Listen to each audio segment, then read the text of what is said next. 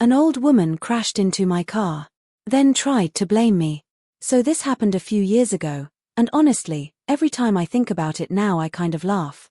But at the time, I was just confused. So I live in the UK, which means we drive on the left side of the road. That part will matter in a second. One morning I'm driving through this quiet little countryside town. Nothing crazy.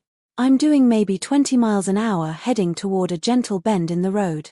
Now on the right side there's a tiny side road that joins the main road.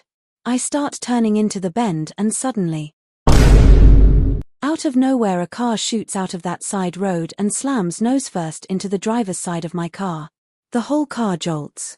For a second I just sit there thinking, did that actually just happen? I look over. And staring back at me over the steering wheel is this little old woman.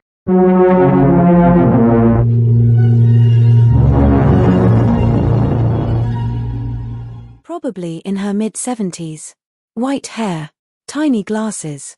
And the front of her car is completely crumpled against my door. My first thought wasn't anger. Honestly, I thought she might have had some kind of medical emergency. Because the way she flew out of that side road, it didn't make sense. So I wiggle out through my passenger door since my driver's door is basically pinned shut. Then I hurry around her car and say, "Hey, are you alright? Did something happen?" She slowly climbs out of her car, looks straight at me, and then suddenly marches toward me. And that's when things got weird. Because she points at me and yells, "Well, that was a stupid thing to do." I blink. "What? You silly girl," she shouts. "Huh? You drove right into my path and weren't even looking." Now, quick detail. At the time I was 45 years old. And this woman is standing there calling me a silly girl. But she wasn't done. She leans closer and says, "And honestly, you look like a scruffy idler too." And right about then, a small crowd started gathering. And that's when the situation got even more ridiculous. So now there's about 6 or 7 people standing around watching this whole situation unfold. You know how small towns are. One minor accident and suddenly it's like a live episode of daytime television.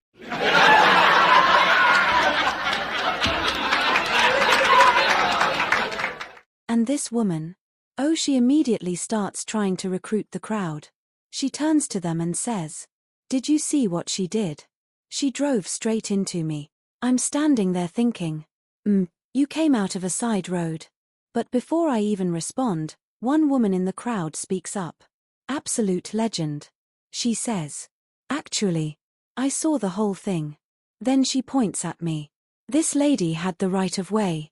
The other car drove straight into her. The older woman's face. It changed instantly.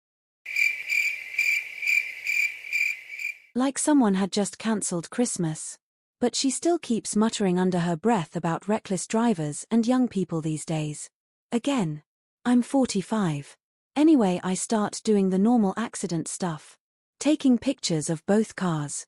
Getting phone numbers from witnesses. And asking a few people to help push the cars into a nearby car park because traffic is starting to build up. Not real traffic though. More like people slowly creeping forward thinking, can I still park outside the coffee shop? Once everything's moved I ask for her insurance details. And suddenly her tone changes.